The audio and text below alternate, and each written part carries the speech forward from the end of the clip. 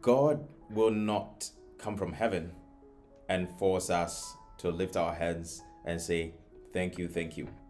That is something that God is never going to do, because He expects us as Christians to be able to do that out of our own will. In the book of Luke 17:17, the Bible says that, and after the one leper had come to give thanks to Jesus, Jesus asked a simple question. He asked three main questions: that were there not 10 cleansed? Why is it that this is the only one that has come out of the 9 to give thanks? And why is it that this foreigner is the only one that was able to come to give thanks? So the first question he asked was that, were there not 10 cleansed? If you read the scriptures carefully, there is no record of Jesus counting the 10 lepers. It is just stated as they were 10. There is no record of Jesus counting. So it is surprising for you to know that Jesus actually knew the exact number of people that He had healed at that time. You may not know, but God knows every single blessing that He brings your way. And God expects you to thank Him for every blessing that He has given your way. You may not be conscious of the fact that God knows what He has given you. So maybe you come and you can only see the breath of life that He has given you, but God has given you a safe journey. He has given you a wonderful family. He has given you health, but you failed to thank Him for all that He has done. Only one is what you remember to thank Him for. He knows every single blessing that He gives you, and He expects that we thank Him for all the things that He has done for us. And the next question that Jesus asks is that, but where are the other 9? But where are the other 9? And this is the heart of the entire story, that Jesus healed 10, but only one came to thank Him. Jesus asked the lepers to go and show themselves to the priest. And let us be fair here, Jesus did not tell them that, and when you are healed, come back and thank me. Jesus did not tell them that when you have finished showing yourself to the priest, come back and thank me. Jesus never said all of that. He was expecting them, especially the other 9 being Jews, for them to be self-aware of the fact that thanksgiving needs to flow naturally from you.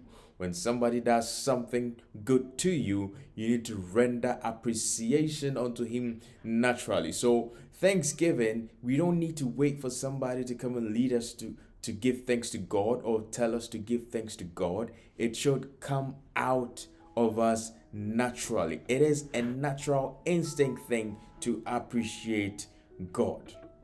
God will not come down and lift up our hands by force and say, you praise me or thank me because I did this and I did that. He expects it to come from us naturally.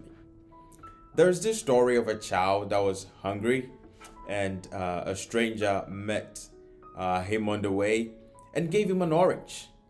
And when the child was given the orange, what happened is that the child gave the orange back to the stranger. And what the child said was for the stranger to peel the orange for him. And sometimes that is what we do as Christians.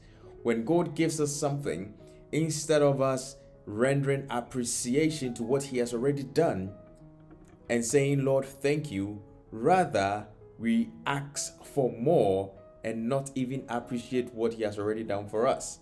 The child did not say thank you, but rather gave the orange back to the man to peel it for him without saying thank you, without showing appreciation. And that is the attitude of most Christians. We fail to thank God when we have to, and rather say, God, give us more.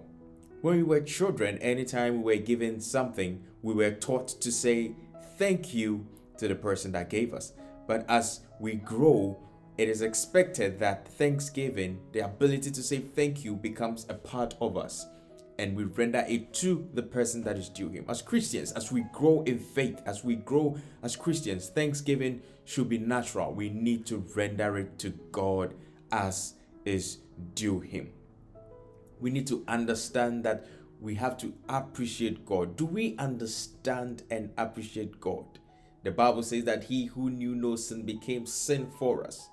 How do you understand that? How do you appreciate that? That somebody came to die so that you will be saved. How do you appreciate that? Don't let the busy schedules of life prevent you from rendering appreciation to God. Don't let your work prevent you from rendering appreciation to God. Don't let anything take away the time that you need to have and express gratitude to God. Don't be like the other night who never came back to appreciate Jesus, who never came back to appreciate God, but rather find time and thank God. God is always looking up and is always expecting us to come and render appreciation unto him. Don't let the busy schedules of life deprive you from giving God the necessary glory that is due him. So the Bible says that he asked, were there not 10 cleansed? Where are the other 9? Where is the praise that you need to give God? Where is the thanksgiving that you need to give God? Sit down, pause, and give him all the glory that is due him. Thank you very much for joining us today. Take it easy, take care, and I will see you again next time.